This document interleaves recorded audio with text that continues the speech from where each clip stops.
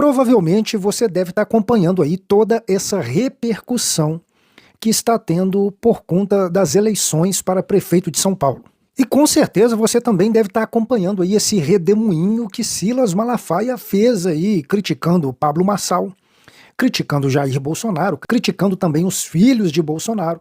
A verdade é que Silas Malafaia conseguiu colocar fogo no parquinho. E como Silas Malafaia está defendendo tão fortemente a direita, as pessoas acabaram pegando um vídeo antigo de Silas Malafaia apoiando Lula e agora estão colocando esse vídeo na mesa e perguntando: realmente você é apoiador e defensor da direita ou você é defensor dos seus próprios interesses? Eu vou trazer isso para você agora. Vou trazer também um vídeo do próprio Silas Malafaia em saia justa, tendo que explicar por que ele apoiou Lula. Se você quer acompanhar essa resposta meio que atravessada de Silas Malafaia, quero pedir para que você se inscreva em nosso canal, ative o sininho, coloque para estar recebendo todas as nossas notificações. Se você puder, dá um toque no botão curtir, isso é muito importante. E sem muita demora, vamos pro vídeo. Tem um vídeo de Silas Malafaia apoiando Lula e rasgando elogios a Lula, e esse vídeo acabou caindo nas redes sociais. Acompanhe comigo esse vídeo, vamos lá. Primeiro, que pratique a justiça. Segundo, que ames a beneficência. Terceiro, que andes humildemente com teu Deus. A nossa oração é que Deus abençoe o Brasil, que Deus abençoe Luiz Inácio Lula da Silva, o próximo presidente do Brasil. E se você acha que as pessoas esqueceram esse apoio a Lula, você está enganado, as pessoas não esqueceram não. Silas Malafaia foi convidado para um podcast, lá ele foi colocado em saia justa e acabou tendo que responder tudo. Confere aí comigo. Quando eu sou de um partido político, eu sou parte da sociedade. Partido é parte, eu sou do todo. Eu não sou de parte. Então, nunca quis ser, eu quis sempre influenciar. Porque eu sou um ser humano normal, com direitos e deveres, e a Bíblia não nega a cidadania humana. Eu posso praticar, fazer tudo aquilo que a Bíblia me autoriza, se eu creio e sigo a palavra de Deus. Então, eu sou um cara de influência e me meto em tudo sim para influenciar, porque o povo evangélico é um grupo social dos mais poderosos dessa nação. E o ser humano vive de modelos de imitação e de referência. Quem é que vai dizer alguma coisa para a massa evangélica? É quem não acredita no que nós cremos? É quem batalha contra aquilo que nós cremos e que são fundamentos da nossa fé? Então eu me meto nisso há muito tempo. Agora, vou dizer uma coisa aqui para você, eu dou gargalhada. O quê? Escuta essa. Em 1989, na primeira eleição, eu apoiei Brizola. Eu era bem jovenzinho. Tá. Eu apoiei Brizola. Quem foi para o segundo turno foi Lula contra Collor e eu apoiei Lula. Então? Vai escutando. Eu apoiei Lula. Depois, em 2002, eu apoiei Lula para presidente. Aí você me pergunta, ué, por quê? Porque eu acreditava que ele, como um cara da classe trabalhadora, do Nordeste, podia resgatar a nossa nação. Eu acreditava nisso. Aí alguém disse, você já apoiou Lula. Bem, eu apoiar Lula é um direito. Agora, depois que eu soube e tomei conhecimento de tudo que eles são, continuar apoiando é ignorância. O ser humano é um eterno vir a ser à medida que você cresce, que você aprende, que você adquire conhecimento. Então eu digo, eu já apoiei Lula? Claro que eu já apoiei Lula. Esse apoio era como? Apoiei. Na eleição de 2002, eu apoiei fazendo campanha. Entrei no programa eleitoral dele. Nossa. Ah, meu amigão. Entendeu? Porque eu acreditava nisso. E não, quando, esse cara... Aí o que aconteceu? Então... Eu vou dizer pra você. Aí eu passei a fazer parte, o Lula criou o Conselho de Desenvolvimento Econômico e Social da Presidência da República. Tá. 90 personalidades da sociedade, de toda a sociedade, professores, padre, pastor, e eu fui escolhido como pastor para representar nesse conselho que se reunia com o presidente. E muito aí? Bem. Aí eu comecei a ver a diferença entre o discurso deles e a prática no Congresso Nacional, porque eu era convidado para as audiências públicas. Eu falei, uma coisa é o discurso para o povo, outra coisa é a prática aqui. Como que era? Aqui eu sou a favor da vida, aqui no Congresso eu sou a favor do aborto. Aqui eu sou a favor da família tradicional. Aqui eu sou a favor do casamento gay. Eu falei, Aí eu pedi meu desligamento do conselho. Então dizer que você apoiou alguém, qual é o problema? Feio é você continuar apoiando. Entendi. Você dizer que apoiou um cara, pô, eu apoiei porque não havia denúncia contra ele. Você, por exemplo, lá do Rio de Janeiro, você sabe que era um dos políticos com maior credibilidade no estado do Rio de Janeiro? Sérgio Cabral. Quando ele foi presidente da Assembleia Legislativa, ele botou pra quebrar, fez limpeza. Pô, era um dos caras, no estado, um dos políticos do estado do Rio, com maior credibilidade. Ele foi eleito e foi reeleito, sem ter ninguém pra competir com ele. Eu apoiei Sérgio Cabral. Aí depois veio o quê? Aí depois veio a denúncia e as provas da roubalheira. Então eu vou continuar apoiando ele? Que ser inteligente somos nós. Você apoiar alguém, ok? Porque você acredita, porque não há nada contra. Ok, agora à medida que você sabe que um cara envolvido com corrupção, que um cara vai contra teus princípios, você vai continuar apoiando? Então quem não tem caráter é você. A minha coisa com o PT. Aí depois foi... Depois que eu comecei a ver quem eram eles, então qual era a opção na época? Eu digo aqui historicamente para você. Qual era a opção contra o PT? A opção contra o PT, né? Foi Serra. Eu apoiei Serra. Qual era a opção contra o PT? Aécio Neves, que não havia nenhuma acusação contra ele. Apoiei Aécio Neves. Eu estou sendo coerente com aquilo que eu passei a ver. Qual é a opção que eu tenho? Eu não entrei de cabeça, mas eu falei, eu vou apoiar esse cara aqui. E depois veio Bolsonaro. Esse, o cara com maior afinidade, ele não é evangélico, ele é católico, mas com maior afinidade a nossos princípios e valores. E eu digo para você uma coisa, é tão incrível aqui o inconsciente coletivo. Você chamam Bolsonaro de misógino, de homofóbico, vai ouvindo.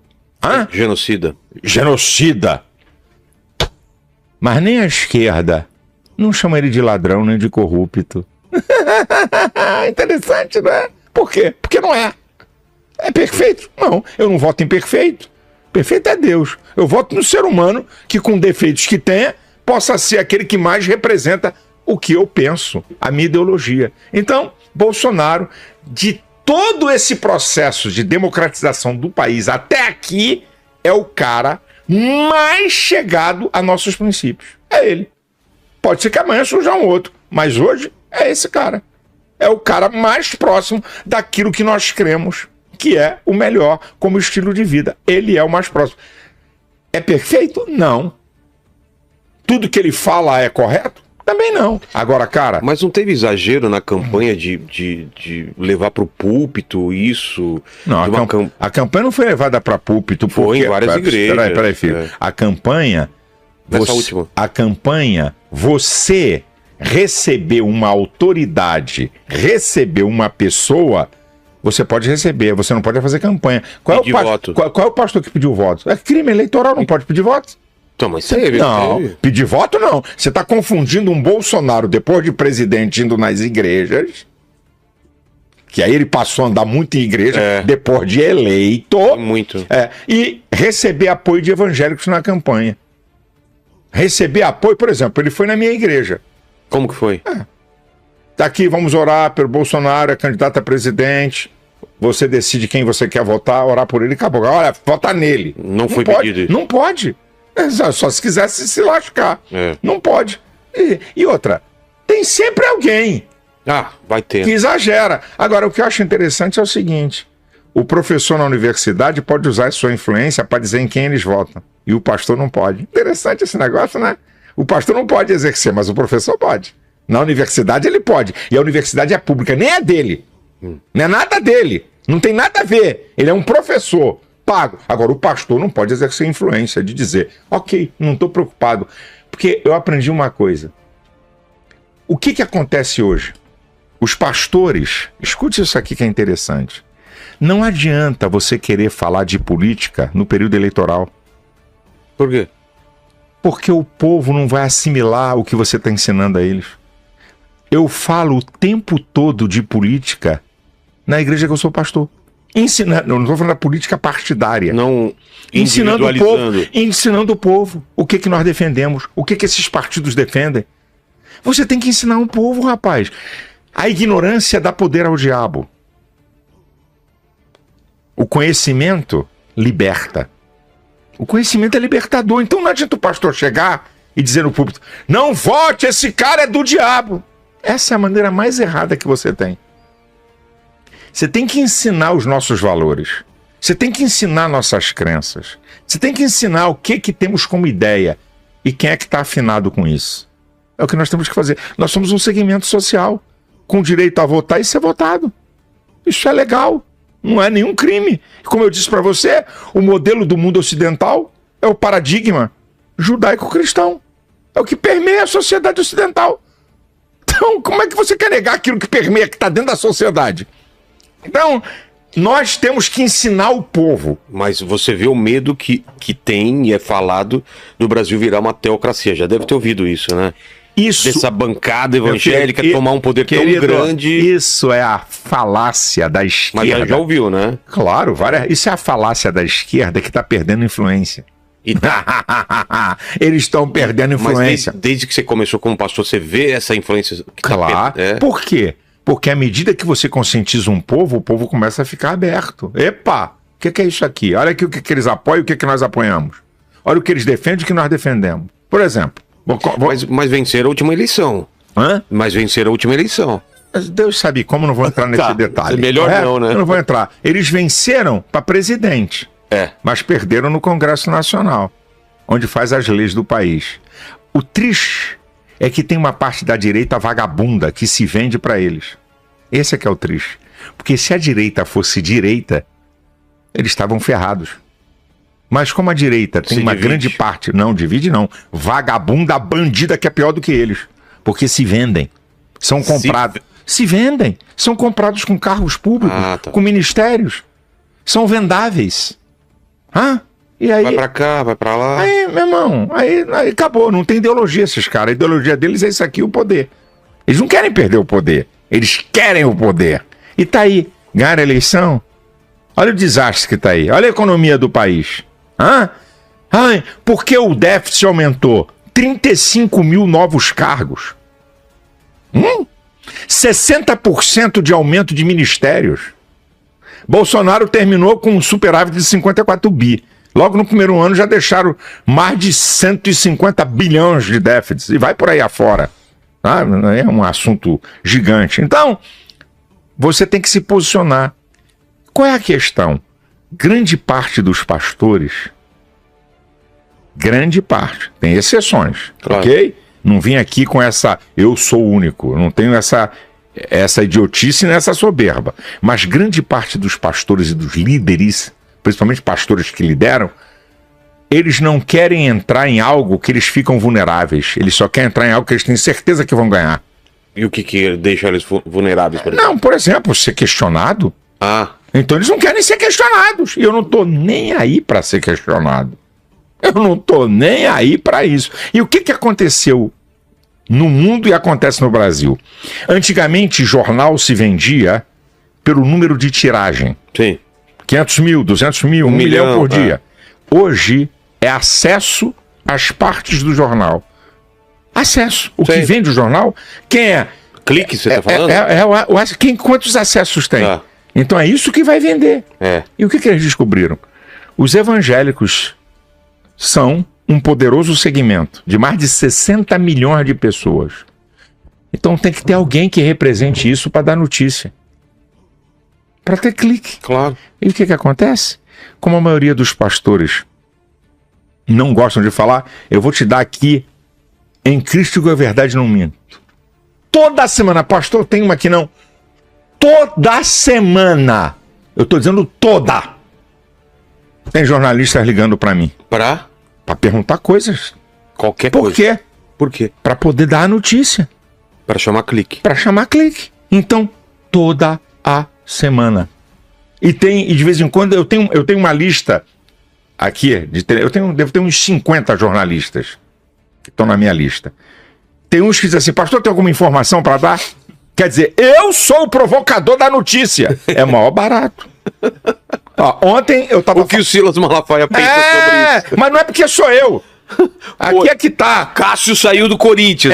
Silas, fala alguma coisa aí, mas não sou eu. Eu não tenho essa... É o que você representa. É isso aí. Por quê? A maioria se cala. Aí sobra pro pastor Silas Malafaia. E por que também se calam? Desculpe, porque não estão preparados para as demandas. Eles usam só evangeliquez. Então, mas você apanha pra caramba. Mas eu tô aí pra apanhar? Então. E o que eu bato? E o que eu bato, Tá acostumado, irmão? já. Você já parou pra pensar que uma reunião ministerial de Lula, a primeira reunião ministerial de Lula, ele me cita. É? Você não viu isso em toda a imprensa? Não. O que ele fala? Nós não cremos no Deus do Malafaia. Ele falou isso? Falou isso em toda a imprensa, cara. Vê se acha isso. Isso é na Folha, isso é em tudo que é lugar. Na Veja, no Metrópolis, no Globo. O nosso Deus não é o Deus de Malafaia. Até os petistas, eu tenho deputados lá no Congresso, cara, não fala isso. Como é que Lula, os petistas falando para meus deputados lá, cara, como é que o Lula dá uma olhada, ele pegou o pastor e botou lá em cima. Mostrou que eu tenho algum valor. Então, mas qual que é o Deus que ele diz que é o dizendo Deus? Que o meu Deus não é o Deus dele, né? E qual é o Deus dele? O Deus dele eu já sei qual é, mas deixa ele pensar de fato. Eu fui gravando e disse assim, Lula, se teve uma coisa certa que você falou foi essa. O meu Deus não é o teu Deus. Aí vem, eu largo o aço em cima do que ele defende, né? Entendi. O teu Deus é um Deus da mentira. O meu é o Deus da verdade. O teu Deus é o diabo, cujo o produtor da mentira é o diabo. Aí vem esculhamba e mostra as mentiras dele. Cara, ele falou isso logo no começo? Então. Falou isso em reunião ministerial esse ano, meu brother. Ele falou isso na reunião ministerial esse ano, em março, se eu não estou enganado. Então você vê. Aí ontem apareceu. Lá. Aí, ó. Tá aí. Em primeira reunião do ano, Lula cobra entregas dos ministros e resiste a ato com evangélicos. O nosso Deus não é o mesmo do Malafaia. O que seria esse ato com evangélicos? Não, é que propuseram, porque ele está perdido, é o segmento que tem mais rejeição. Sim, então, os pensadores da propaganda petista, vamos fazer eventos com pastores e evangélicos. Aí ele está dando uma palavra aí, tá? Ele resiste a esses atos, achando que não é importante, aí me cita. Então você vê, por quê? Porque eu não tenho medo de enfrentá-los. Eu não tenho medo da crítica. E outra coisa, com todo respeito, eu estou preparado.